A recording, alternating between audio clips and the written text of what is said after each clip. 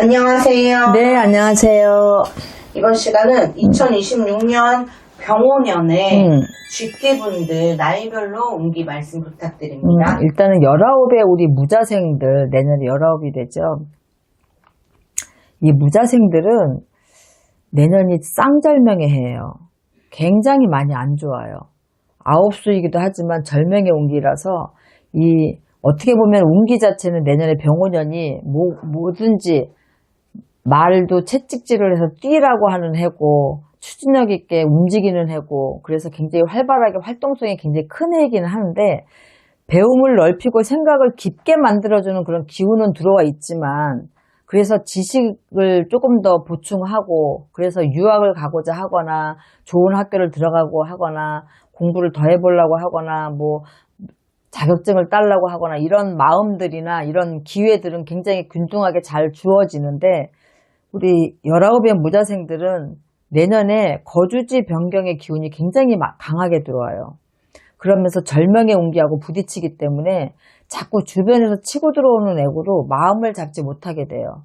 공부하는 학생들은 자꾸 딴 생각을 하게 되고 이 길로 가던 것도 포기하고 다른 길을 가게 되거나 전공을 바꾸거나 아니면은 뭐 유학을 간다고 했다가 안 가게 되거나 안 간다고 했다가 가게 되거나 이래서 자꾸 모든 것들이 딜레이가 되고 여러 가지가 바뀌게 되고 막 이러는 기운이거든요. 당연히 또 친구도 조심해야 되고 밤길 나가는 것도 조심해야 되고 관제도 좀 들어와 있어요. 그러니까 싸움이라든가 이런 부분들.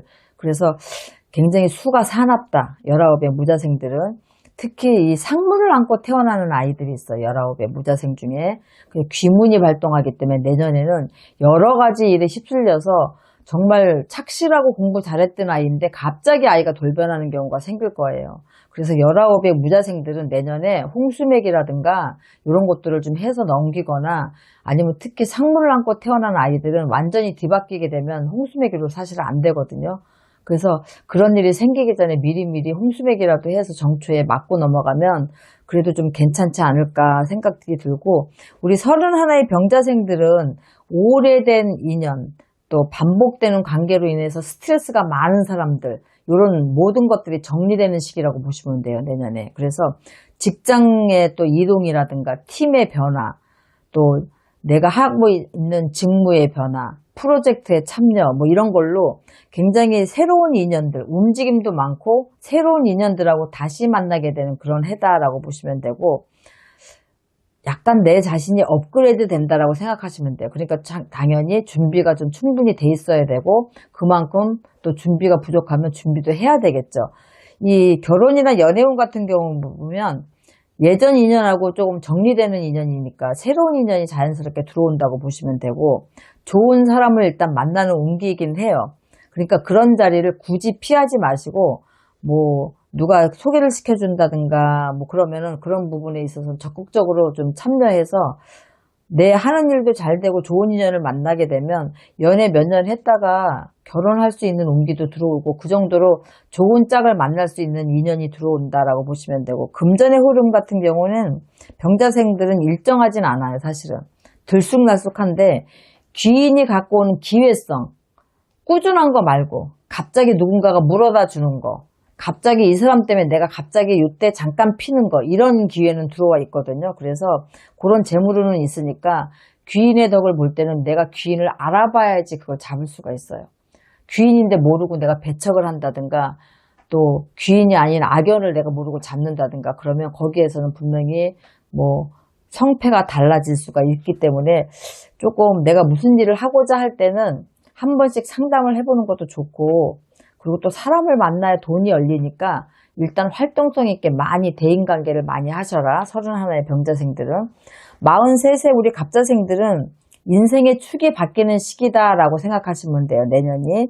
사업이라든가 확장, 투자, 뭐 계약 이런 거에서 굉장히 큰 기회가 들어와요. 그래서 갑자생들은 문서나 부동산, 이동수 이런 것들이 4월에서 크게 보면 7월 사이에 발생하는 운기가 굉장히 크거든요. 그래서 이 시기를 좀 신경 써서 잘 잡으시면 좋을 것 같고 43, 요 나이 45까지 요 나이는 말년복에 뿌리를 내리는 시기라고 봐도 과언이 아니에요. 그래서 올해 하는 선택이나 결정이 10년, 15년 뒤에 내가 어떻게 안정되게 갈 수 있냐를 결정지으는 시기가 되니까 신중하게 움직이시고, 금전이나 이런 부분들도 막힘없이 잘 매끄럽게 흐르는 기운인데, 내가 투자라든가 어떤 계약이라든가 이런 큰 건이 들어온다고 해서 그게 다 좋은 것만은 아니다라고 생각을 하셔야 돼요. 왜냐하면 이렇게 물밀듯이 내 운기가 좋게 들어올 때는 안 좋은 것도 섞여 들어오거든요. 그래서 요 시기에는 4월과 7월 사이에는 옥석을 잘 가려서 좋은 계약, 큰 계약, 성과 있는 것들을 잘 따내셨으면 좋겠고, 애정운 같은 경우에는 불의 기운이 강하다 보니까 좀 부딪히는 게 있어요. 뜨거워질 수도 있을 것 같지만 사실상 이럴 때는 오히려 더 뜨겁지 않고 부딪히는 경우가 훨씬 많거든요. 그래서 감정적인 언어보다는 조금 현명하게 대화하셔서 애정이 좀 편안해야 집안이 편안해야 바깥에서 나가서 하는 일도 편안한 거고, 이럴 때는 서로 조금씩 바빠지면 소원해질 수도 있는데 서로 기운을 복돋아 줘야 되는데 화해 기운이 오게 되면 깨지기 때문에 똑같은 얘기를 해도 서운하게 들리고 똑같이 하던 행동인데도 굉장히 무시당하는 느낌이 들 수도 있고, 이런 감정적인 것들이 되게 많거든요. 그래서 요거만 잘 넘기면 갑자생들은 내년에 운기가 너무 좋기 때문에 요 부분만 신경 쓰시면 될 것 같고, 시운 다섯에 우리 임자생들은 내년에 오호수가 들어와요. 그래서 직장이라든가 뭐 사업운 같은 거를 볼 때는 오래된 고민이 정리되니까 당연히 좋죠. 그런데 새로운 길도 열리는 반전도 같이 있으니까 일적인 경우는 괜찮아요. 상사나 동료 이런 관계에서도 굉장히 뭐 입속을 따지거나 아니면은 나한테 뭐 득이 되는 일 이런 것들이 오히려 나한테 들어오는 형국이니까 금전으로는 굉장히 뭐 쪼들리거나 뭐 답답하거나 그러지는 않으세요. 이 어떤 금전적인 부분이나 투자 부분에 있어서는 내가 결정해야 될 일이 생기면 머뭇거리지 말고 바로 하시는 게 좋고, 생각이 많고 장고를 많이 하게 되면 기회를 좀 놓치는 경우도 있으니까 내가 뭔가를 결정해야 되겠다 그러면 빨리빨리 알아보셔서 빨리빨리 서둘러서 계약을 하시는 것도 좋은 기회를 얻는 선택이다라고 보시면 되고, 단지 안 좋은 건 뭐냐면 가족이나 애정운 쪽에 보면 가족들이 시끄러워요. 부부간에 시끄럽고 자손하고 시끄럽고 동기간에 시끄럽고, 그래서 뭐 잦은 이해 타산도 들어있을 수 있겠지만 잦은 충돌, 여지껏 또 좋은 우애를 가지고 지냈던 형제지간에도 싸움이 일어날 수 있고, 또 집안에 누군가가 문제를 생겨서 집안이 다 같이 힘들어질 경우도 있고, 자식 때문에 그렇고 근심 걱정이 가족 간에 많이 생기기 때문에 바깥에서 이런 일들이 잘 풀린다 하더라도 벌어도 돈이 왕창왕창 나가는 일이 생길 수도 있고, 오히려 또 좋았던 관계의 동료들이나 아니면 가족 간에도 의절을 하실 수가 있거나 정말 실망을 해서 소가리를 많이 하실 일이 생길 수 있으니까 그 부분이 굉장히 걱정이 되고, 일단은 이 건강운으로 보면 오호수는 무조건 몸주대살이 들어와요. 몸을 치는 거예요. 그래서 특히나 소화기 계통, 위 이쪽 굉장히 많이 안 좋을 거고, 피로감은 당연한 거지만은 일단 관절 쪽하고 위 쪽을 굉장히 신경을 많이 쓰셔야 되겠고, 조금 더 깊숙이 들어간다면 간까지도 마찬가지예요. 그래서 몸으로 치는 해기 때문에 몸주대살은 사고가 나서 내가 다칠 수도 있겠지만 몸이 아파서 내가 하던 일을 못할 수도 있고 몸 때문에 굉장히 많이 고역을 겪을 수가 있으니까 내년에 오호수를 가진 임자생들은 이 부분을 특히나 더 신경을 많이 쓰셔야 되고, 67곱의 우리 경자생들은 현실적인 돌파구가 어떻게 보면 좀 풀린다?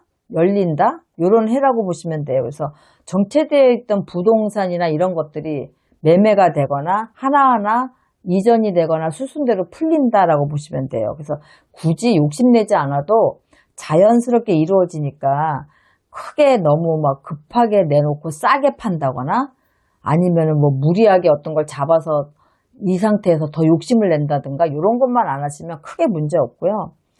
가족이나 애정운 쪽으로 보신다면 가족 간의 어떤 유산 상속, 뭐 지분, 뭐 이런 것들 때문에 자녀나 또 가족 간의 다툼 이런 것들로 근심이 좀 있어요. 근데 정확한 이유, 타당성이 있는 거, 이런 거, 논리적인 거, 이런 걸로 이해시키려고 하지 마시고요. 만약에 그런 일이 있다 그러면 그냥 안 되는 거는 그냥 딱 안 된다.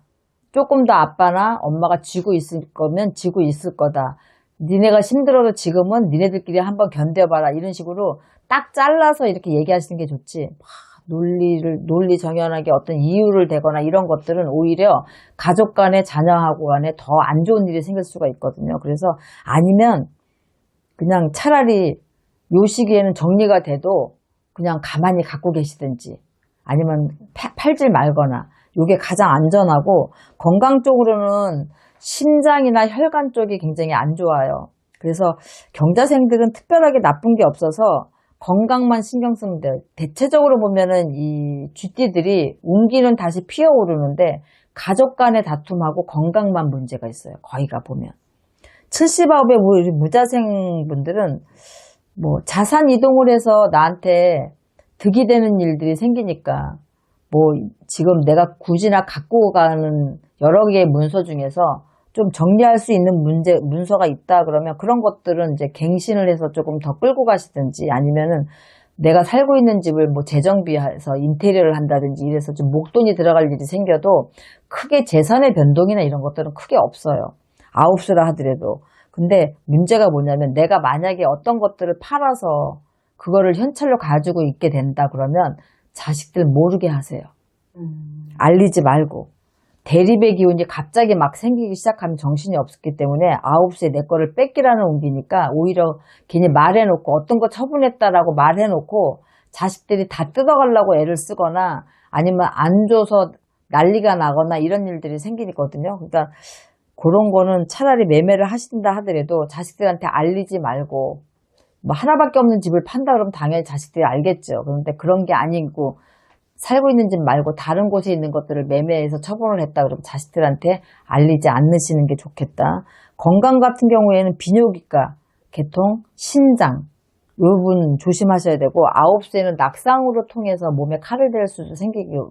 그러니까 무자생도 그렇고 지금 보면 경자생이나 임자생이나 보면 다 올해는 가족 간의 불화하고 몸을 치는 게 많아요. 그러니까 내년에는 일적인 부분은 우리 쥐띠들이 굉장히 활동성 있게 잘 풀리는 거고 어린 친구들은 친구들 조심해야 돼요. 특히나. 그래서 만약에 수능을 다 보고 지금 대학교 들어갔거나 또 아니면 어떤 뭐 유학을 가기 위해서 지금 내가 잠깐 쉬는 중이다 그러면 한국에 있으면서 뭔가를 정리를 하고 가기 위해서 갑자기 뭐 술자리가 많아진다거나 이럴 때 문제가 되기가 굉장히 많이 쉬워요. 그러니까 조금 자기 자신을 타이트하게 좀 조여가지고 느슨해지면은 문제가 생기는데 내가 한 발, 두 발 더 먼저 가게 되거든요. 그래서 이런 것도 좀 신경 쓰시고 가족 간에 서로 의심하고 마음을 나누지 말고 이렇게 하라는 얘기는 아니고 가족 간에 다툼이 많은 해에는 말을 아끼시는 게 가장 좋거든요. 그래서 쥐띠들은 내년에 운기는 피어나는 운기지만 집안 안쪽으로 내적으로 굉장히 시끄러운 해다. 그것만 명심하고 가시면 될 것 같습니다. 좋은 말씀 감사합니다. 네, 수고하셨습니다.